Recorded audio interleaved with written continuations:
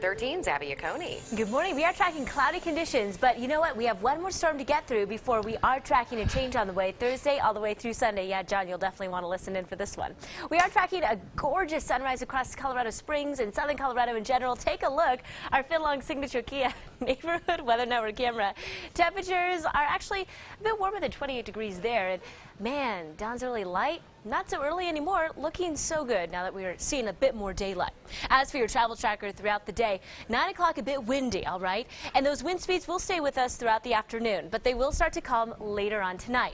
By noon, just a few flakes, and then we'll be seeing some slippery conditions right around 5 p.m. So that's prime time rush hour, and so I am a bit concerned about that. You'll need to give yourself extra time and check in with Rachel Platt this afternoon, 4, 5, and 6. She'll be tracking these road conditions just because we'll be cooling things down pretty quickly here as this cold front is about to arrive. And so once we add in that snow, yeah, it won't take too long to create some of those slick conditions. Along the front range, we are ranging the 30s and 40s, and we are tracking the 30s and 40s in the eastern plains. Blustery winds this morning, so just be aware of that, making temperatures feel extra cool.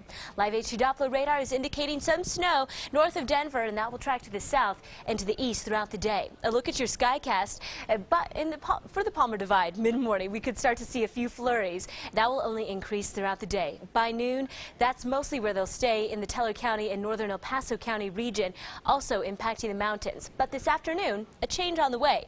A band starts to set up near Salida through Canyon City and Colorado Springs and starts to become a bit larger and more widespread. Clouds really overtaking the eastern plains. So that's our first band that starts to work its way through primetime rush hour. And then overnight tonight, another band sets up, and that will impact the region overnight, tacking on a few extra inches. As for how much we can expect this afternoon through tomorrow, up to 3 for Colorado Springs, 4 for Monument, up to 5 inches for Woodland Park, less than an inch for La Junta through Walsenburg, up to 2 for Pueblo, and up to 6 for the Weston Sound Grays. As for that 7-day forecast, temperatures very cool behind this cold front, mid-teens anticipated. But we start to rebound those temperatures to the mid to upper 40s by Friday, and then we are tracking mostly sunny skies Saturday and Sunday.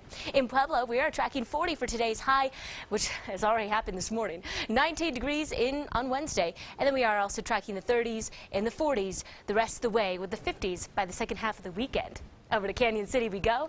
40 is today's high, lower 20s tomorrow. Oh my goodness, the 50s have never looked so good. Friday is going to be lovely under partly sunny skies, and the weekend even better. Take a look, just a few wispy clouds to go around, but nothing too crazy.